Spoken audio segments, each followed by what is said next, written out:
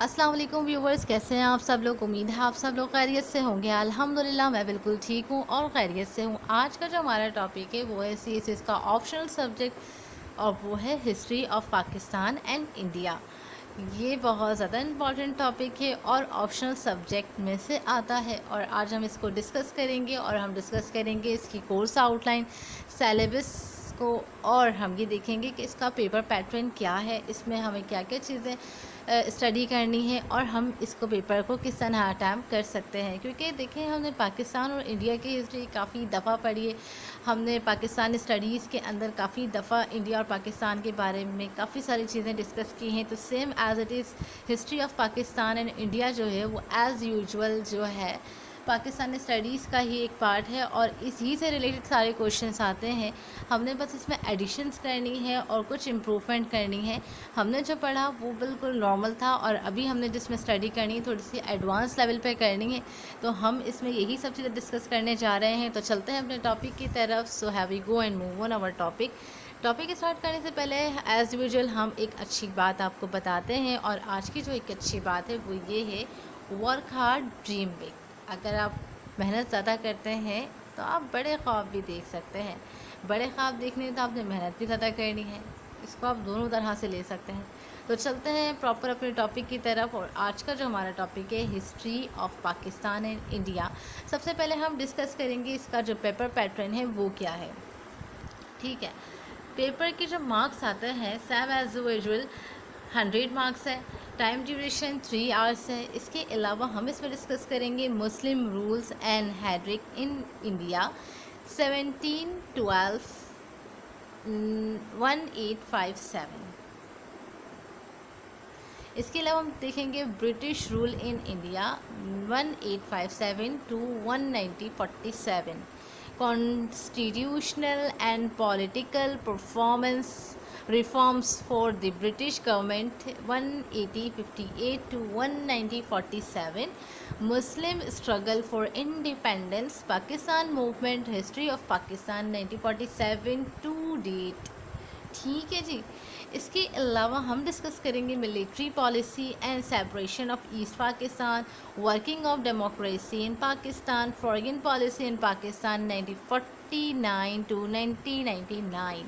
ठीक है, अब हम चलते हैं प्रॉपर टॉपिक की तरफ। फर्स्ट ऑफ ऑल हम इसमें डिस्कस करेंगे मुस्लिम रूल्स एंड हैड्रिज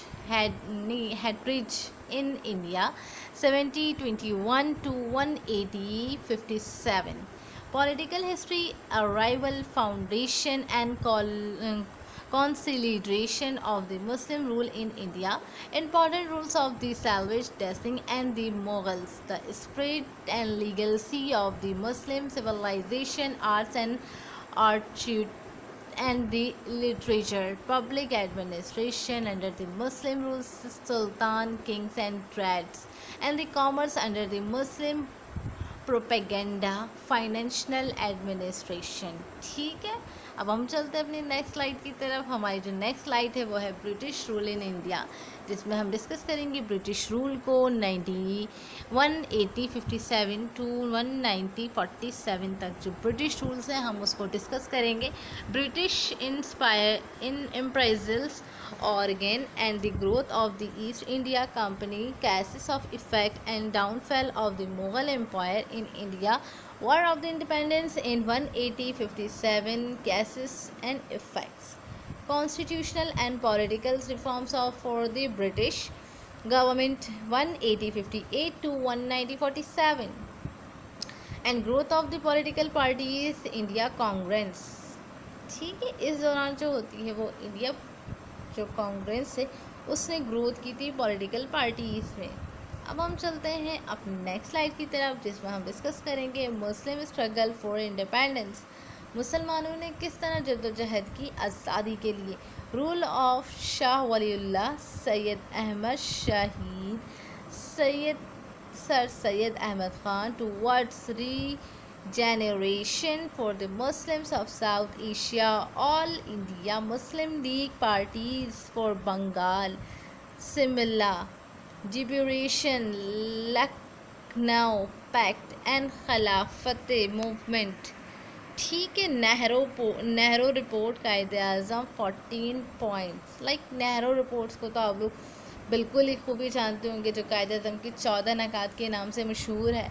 तो ये सारी स्ट्रगल्स हमने मुस्लिम स्ट्रगल फॉर इंडिपेंडेंस के अंदर हमने डिस्कस करनी है और हमने इसको देखना है। ठीक है, इसके अलावा हम डिस्कस करेंगे पाकिस्तान मूवमेंट को। पाकिस्तान मूवमेंट को हम किस तरह डिस्कस कर सकते हैं, हमने यहाँ पे देखना है Pakistan movement Allama Iqbal 1930 and around the table of conference the conference rule of the Providence 1937 to 1930 Lahore resolution 140 1940 variation mission and plans for the partition for the South Asia founders and Chaudhry Rahmat Ali each।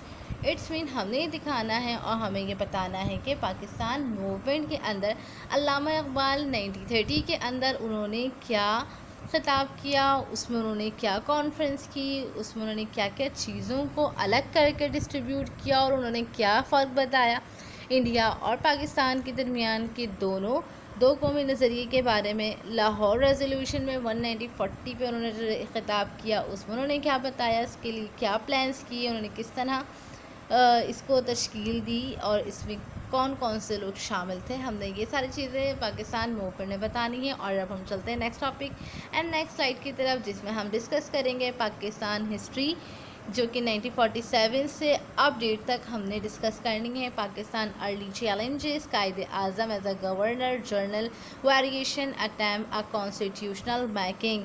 ठीक है, इसके अलावा हम देखना है military policy, Ayub Khan, Yahya Khan.